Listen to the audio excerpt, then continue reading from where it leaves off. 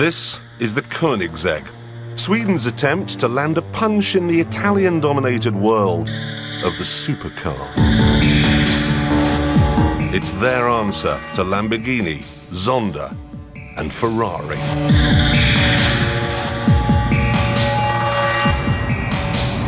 The thing is, though, that Ferraris are built with a zest and a Latin passion.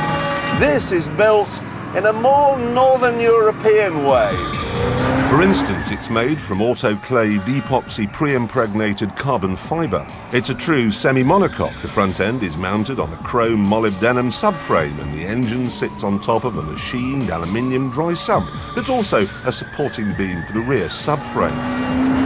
That's interesting. And there's more too, because none of this behind-the-scenes technology has interfered in any way with what Koenigsegg call the general ichthyomorphic design principle, vis-a-vis the aesthetics. And the best bit of those aesthetics are the dihedral synchro helix actuation doors.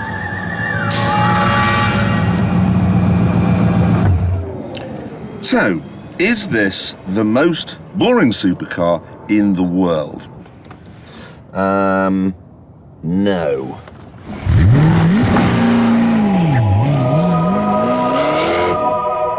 It's lighter, more aerodynamic, and amazingly more powerful than a McLaren F1. Its supercharged V8 pumps out a simply colossal 655 brake horsepower. Koenigsegg say it will go from 0 to 60 in 3 seconds dead and on to a top speed of 245 miles an hour. Now, if those figures turn out to be accurate, this will be quite simply the fastest road car in the world.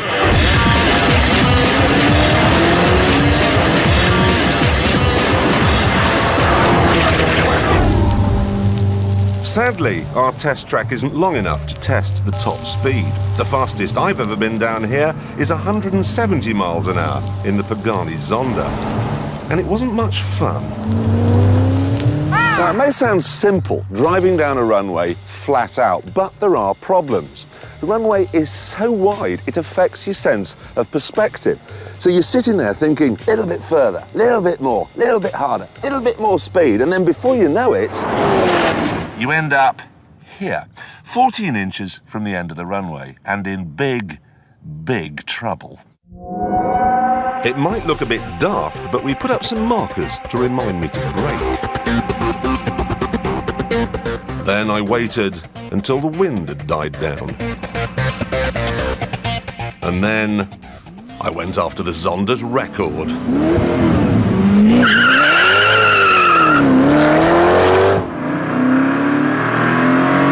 Okay, here we go. Those G-forces hurt your neck.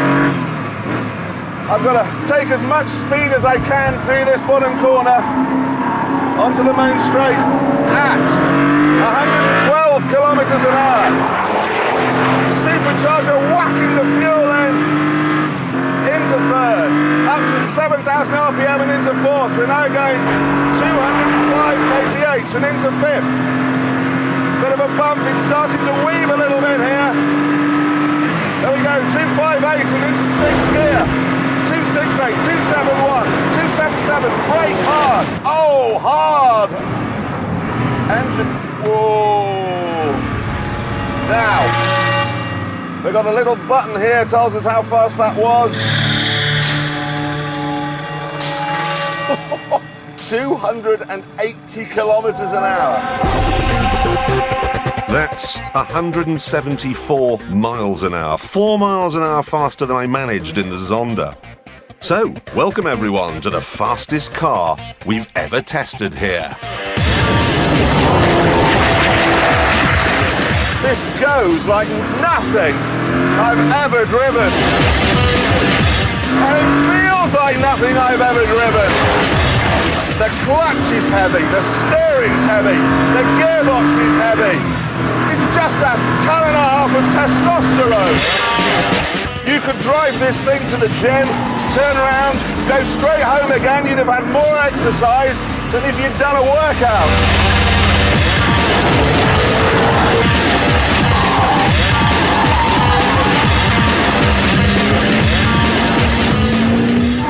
Touch of understeer. You've got to be so fast. Whoa.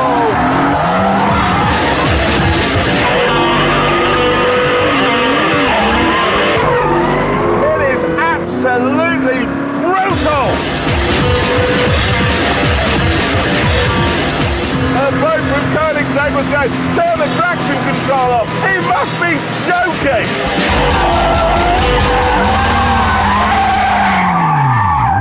This is the meanest, angriest, heaviest, most unforgiving machine I've ever come across. But it doesn't need to be. That is the beauty of this car. If you don't like something about it, change it.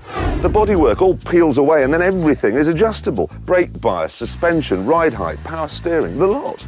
So you can have it set up for a big, wide open circuit like Silverstone one day, and then the next day, a couple of minutes work, and it's set up for a twisty, turny one like Cadwell Park. Then, if it's a lovely summer's evening and you want to set it up for going to the pub, simple. Slide in here, do this clip, move that lever, undo that clip, and the roof comes out. Then you simply slide it into the front, like so. Perfect fit, still room for a small bag. Close that down, and we're ready to go. The Koenigsegg doesn't have the racing pedigree of McLaren and Ferrari. It doesn't have the phantasmagorical visual clout of a Lambo or the quality of a Zonda, but it's very fast and very, very special. Well, it may be a Swede, but take it from me, it's not a turnip.